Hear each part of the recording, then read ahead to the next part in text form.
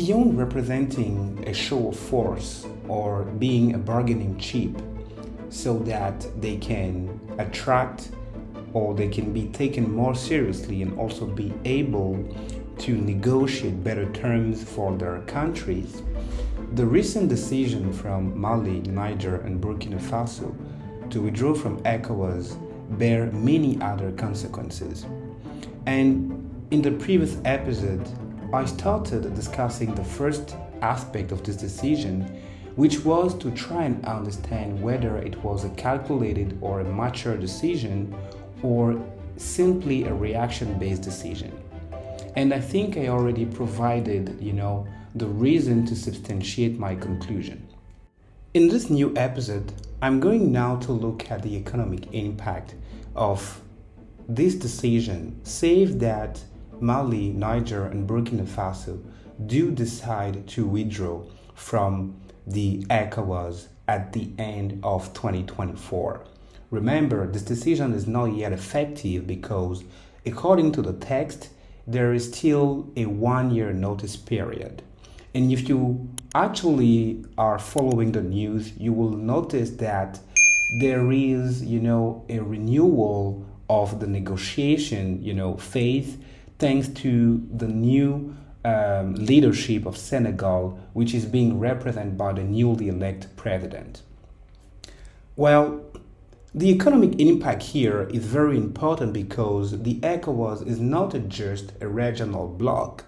It is a regional bloc that is actually made of various African countries with various, economic objectives and various economic shapes. We're talking about Sahelian countries, which are mostly, located in the northern part of the West African region, and we're talking also about coastal countries, which are mostly located in the southern part of the West African region. And the two blocks are very different in terms of their economic dynamic. They are very different in terms of their population. They are very different also in terms of natural resources and many other aspects. Another very important aspect to consider when looking at the economic impact is the impact of such decision on people. Because again, remember, the ECOWAS was created for two reasons: to facilitate, people movement within the West African region, but to also foster economic growth and economic development. And we need to consider something, and we need to keep something in mind. Economies are created by human, and economies are created for human, for individuals. Therefore, if you are going to have the best economic policies, if you are going to make the best economic decision, you need to always consider their impact on your people. You need to always keep in mind the impact on human capital development and on human capital production. This is key and this is non-negotiable. Welcome to your favorite podcast, Smart, Intellectual, Knowledgeable African. I'm Philippe S.I.K.A. As you can see from the introduction, this episode is the third part of my analysis of the true meaning of the recent decision from Mali, Niger, and Burkina Faso to withdraw from the ECOWAS. The reason why I'm talking about this topic is because of the complexity it represents. It's very complex because in the creation of the ECOWAS, although there was an article, providing for the withdrawal of any member at any time, I don't believe that the legislator ever contemplated a scenario where one member of the ECOWAS would ever make use of this provision.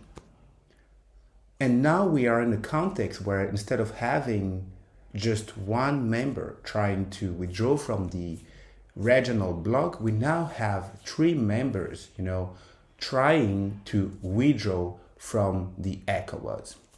And this is very, very interesting because it highlights again the limit of the organization, as I actually discussed in the previous episode. But it also highlights something very interesting. It, it gives us the opportunity to understand that perhaps, economically speaking, some countries are no longer benefiting from any, advantages of being a member of the ECOWAS anymore. Maybe it also shed light on the repartition of economic opportunities among country members. So this is a very good opportunity to actually apply our critical mind and try to understand exactly what are the reasons why three members that are actually founding members of the organization are deciding to leave beyond the political aspect. Because it's very subtle here. The ECOWAS, as I said, is not or was not created to foster any political agenda. The ECOWAS was primarily created to foster an economic agenda. Therefore, if we want to be very simplistic in our analysis, it should make more sense, to see members withdrawing or deciding to leave based on some economic analysis, some economic standards.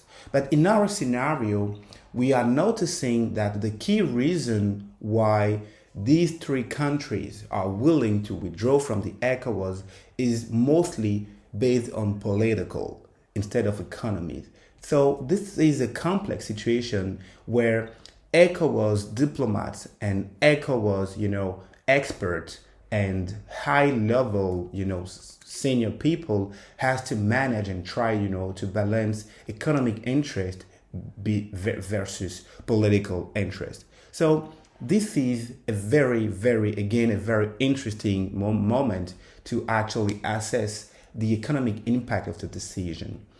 Another aspect, like I said, is the fact that the ECOWAS is not just an economic bloc. And I think if you are of West African origin, I mean, if you are Malian, if you are Ivorian, if you are Guinean, and if you've lived in West Africa for quite some time, you will understand the dynamic in the West African region, in the West African bloc. The ECOWAS is not just an economic bloc. The ECOWAS is a lifestyle. The ECOWAS is like a big family. The reason why I say that is because of all the tradition, the cultures, all the interrelation, the interconnection, the interconnectivity, of people, tradition, cultures, even meals. If you're traveling to Burkina Faso, if you're traveling to Cote d'Ivoire, if you're traveling to Mali, chances are you will find at least one dish that all these countries, share. They have in common. People get married. People travel for work, for employment, for business opportunities. The West African bloc is more than a bloc on paper. It is a lifestyle. And that is why the economic impact is very interesting to assess and to try and comprehend. And why we need to focus on the economic impact is because of all the consequences. For instance, the first aspect I can think of is the impact on people movement within the bloc. We're looking at international data. You will be amazingly surprised to find out that, contrary to common knowledge, the highest percentage of migration is happening from south to south instead of from south to north. Well, what does it mean? Simply put, it means that most people that are coming from developing market or emerging market tend to go from one emerging market to another emerging market more than they tend to actually leave one emerging market and go to a developed market.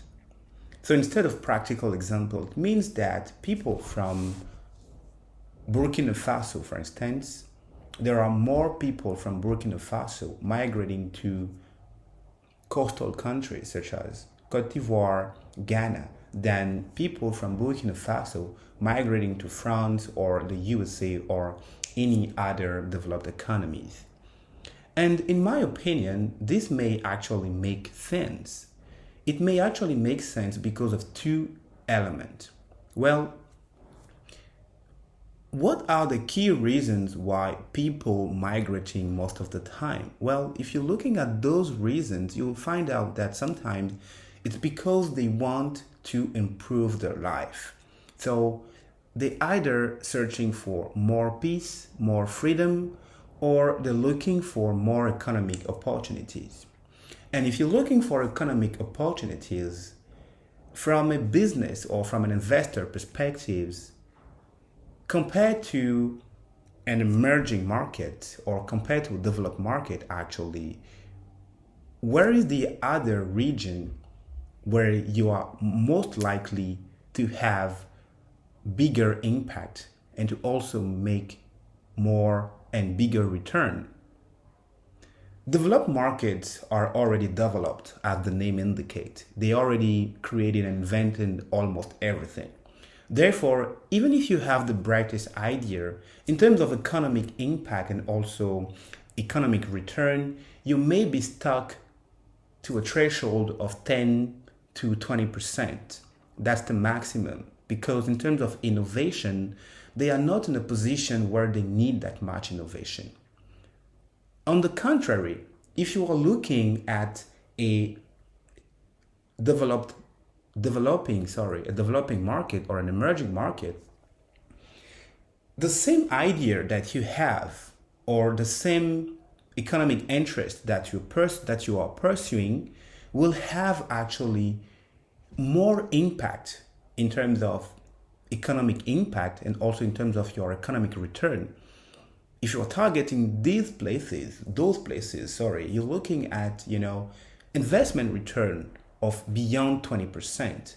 So from an economic perspective, it makes more sense from people living in an emerging market to move to another emerging markets, save that, that new destination can offer and provide them better, economic opportunities.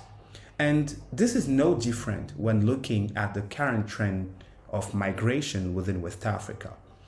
You'll notice that people living in Sahelian region, such as Niger, Mali, and Burkina Faso, migrate down to coastal region like Cote d'Ivoire, like Senegal, like Ghana.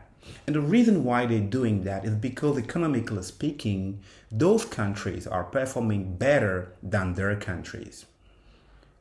If you want some illustration, let me give you, for instance, the GDP of West Africa in 2022, the GDP structure. Well, in terms of numbers, it represents 761 billion. And in terms of percentage and contribution, you'll see that the key drivers of economic growth in West Africa are coastal countries. The leader of the ECOWAS, economic growth is Nigeria, followed by Cote d'Ivoire, Ghana, and Senegal. And unfortunately, when looking at this ranking, there's no Sahelian countries. Niger, Mali, and Burkina Faso, all put together, only represent 8% of the West African economic growth. So we need to ask ourselves some key questions beyond the emotional attachment, beyond the emotional, enjoyment. And again, this is very important because we are talking about a fight that may be noble, but unfortunately is being, fought in the wrong arena. The ECOWAS was created again to foster economic agenda, not political agenda. So in terms of the key impact here, we should consider the impact on people. Like I said in the introduction, it is impossible for you to have an economy where there's no human capital. Economy only exists because of people. If they were to have, like maybe the end of the world, or let's say a big flood, like right now, and every human on earth or every people or the entire population of a country got wiped out, you'll no longer be able to talk about an economy. They will no longer have any economy. Your building, your businesses will be useless. So economies are actually created for people. So when making your decision, at an economic level, you should always consider the impact. And in the West African context, like I said, the West African region is not just a block on paper, it's a lifestyle. There are actually over 5 million people from West Africa, from Niger, Mali, and Burkina Faso, who live in Cote d'Ivoire. There's also an important community of West African people, who also live in Ghana, in Senegal, in Nigeria. Think for 1 second of the African Union and all those international servants who are currently serving at ECOWAS. Every citizen, from Niger, Mali, and Burkina Faso, upon the effectiveness of the withdrawal, will have to leave their office. That's the first economic impact. The second economic impact, let's think of the general population. Once the decision, becomes effective, every people, every citizen, of those countries will have to actually now pay a certain fee, let's call it a visa, for instance, to actually be able to live in their host countries. Well, this may represent another source of revenue for ECOWAS members, but it will definitely represent another expenses, and a very important expenses, for for Sahelian countries, for non-ECOWAS members. And this is very important to also consider and to also look at how good this will become for the West African region. Because again, you may disagree with the ECOWAS, but unfortunately, there's no way for you to withdraw from the West African from West Africa as a region. West Africa will always and will still remain a region, and those countries, the Sahelian countries, Niger, Mali, and Burkina Faso, will always be a member of this region. And again, because of all the mixicity, it will be very difficult, to actually differentiate between people coming from Mali, Burkina, Niger versus other people, coming from coastal countries, because of all the economic integration that have been taking place for generations, for decades. So this is a very important aspect to consider. Another aspect to consider is in terms of intra-trade. You will also see that Sahelian countries are heavily dependent upon coastal countries. And the reason why they depend on coastal countries is because they don't have a port. There's no port in Mali, in Burkina Faso, and in Niger. But we all know from Economy 101 that the port, or a port in a country, is the largest, port of entry in terms of international trade, regional trade, and intra-trade. So removing yourself from an economic organization that is providing you, special tariffs, that is providing you special benefit, special pricing, special fiscal and custom incentives. When deciding to withdraw from that economic organization, what are your plans when trying to make up for those losses?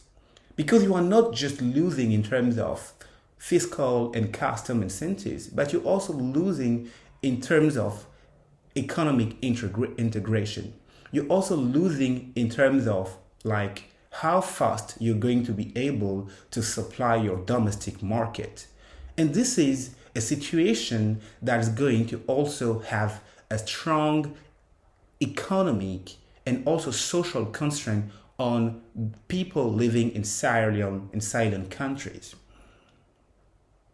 So the economic obstacles here and the economic hurdles are very, very significant and very important. In my opinion, beyond the fact that they are fighting a noble cause, that they are willing to actually emancipate their population and maybe to some extent the entire African continent, but we need to remain pragmatic here and we need to remain critical. How are you going to address all the economic shortfall that you are about to put your people and your area into? How are you going to address that? In my opinion, that is what missing from the conversation. The conversation is focusing too much on the fact that we want to withdraw, they want to withdraw, they want to withdraw for the sake of withdrawing, or they want to withdraw for some reasons that they already shared. And I'm not here to validate or invalidate the reason, but I'm looking at it from an intellectual perspective based on the text. We are talking about an economic organization. You are about to make an unprecedented move. If that becomes effective, what are your plans? How are you going to make sure that the people, who actually entrusted you with the power they put in your hand are going to be in a better economic position once your decision takes place? Thank you for listening to your favorite podcast, Smart, Intellectual, Knowledgeable African, the podcast where strong realities meet powerful perspectives. À bientôt.